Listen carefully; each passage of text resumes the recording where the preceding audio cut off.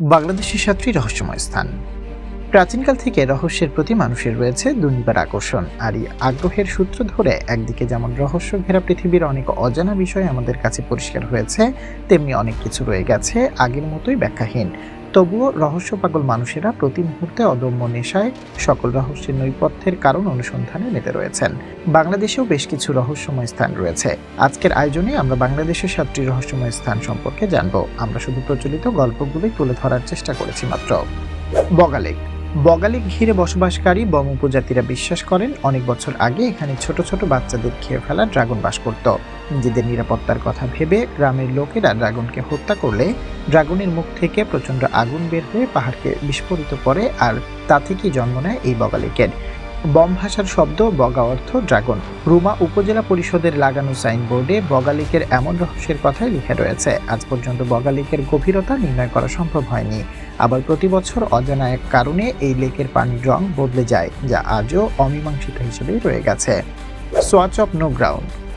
মেঘনা নদী আর সাগরের মিলিত হওয়ার জায়গা বা মোহনাকে উপনিবেশ শাসন আমলে ব্রিটিশরা সোয়াচ অফ নো গ্রাউন্ড বা অতল স্পর্শী নামকরণ করেন। তৎকালীন ব্রিটিশদের মতে সমুদ্রের এই জায়গাটির কোনো তল বা সীমা নেই। অনেকে আবার সোয়াচ অফ নো গ্রাউন্ডকে বিশ্বের দ্বিতীয় বৃহত্তম খাত বলেও মনে করেন।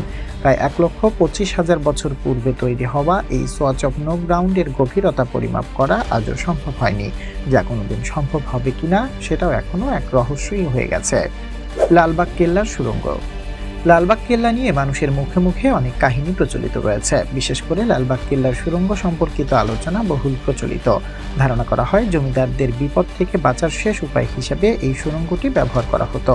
এই সুড়ঙ্গের বিশেষ রহস্য হলো একবার এখানে প্রবেশ করলে আর ফিরে আসা যায় না, অর্থাৎ এই সুড়ঙ্গে প্রবেশকারীকে আর খুঁজে পাওয়া যায় না।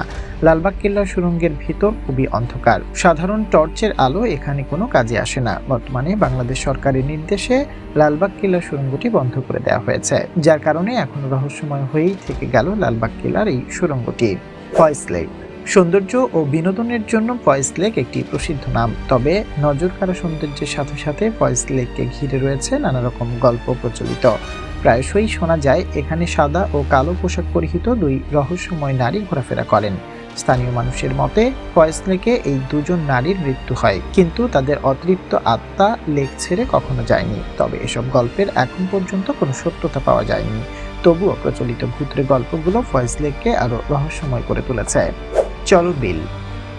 নাটোর, সিরাজগঞ্জ ও পাবনা এই ৩ জেলা জুড়ে চলন বিলের বিস্তৃতি হলেও সিরাজগঞ্জ অংশ নিয়ে স্থানীয় মানুষের মধ্যে প্রচলিত রয়েছে বেশ কিছু ভুতুড়ে গল্প, যা চলন বিল ভ্রমণে পর্যটকদের আগ্রহ আরো বাড়িয়ে তুলেছে। জানা যায় সিরাজগঞ্জ জেলার তারাস উপজেলায় অতি প্রাকৃত ক্ষমতার অধিকারী জমিদার কোনো এক অজ্ঞাত কারণে হঠাৎ করে মারা যান।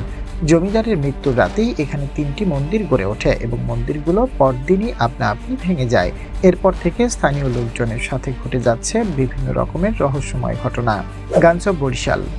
ব্রিটিশ শাসনামলে বাকেরগঞ্জ হিসেবে পরিচিত বরিশালের তৎকালীন ব্রিটিশ সিভিল সার্জন প্রথম গানস অফ বরিশাল ঘটনাটি প্রকাশ করেন।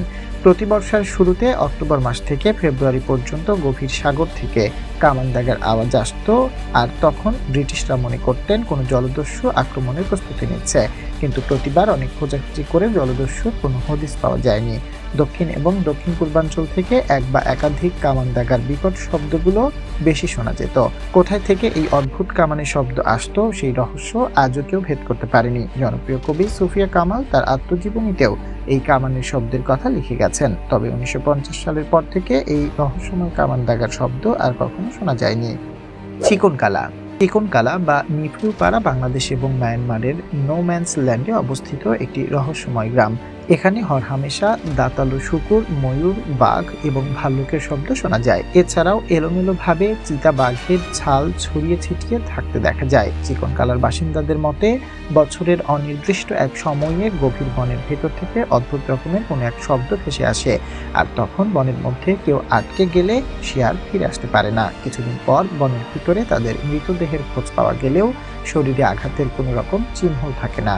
বাংলাদেশের এই রহস্যময় স্থানগুলো সম্পর্কে আপনার কি মতামত মন্তব্য করে আমাদের জানাতে পারেন। আপনি যদি এ পর্যন্ত ভিডিওটি দেখে থাকেন তাহলে লাইক শেয়ার দিয়ে আমাদের সাথেই থাকুন।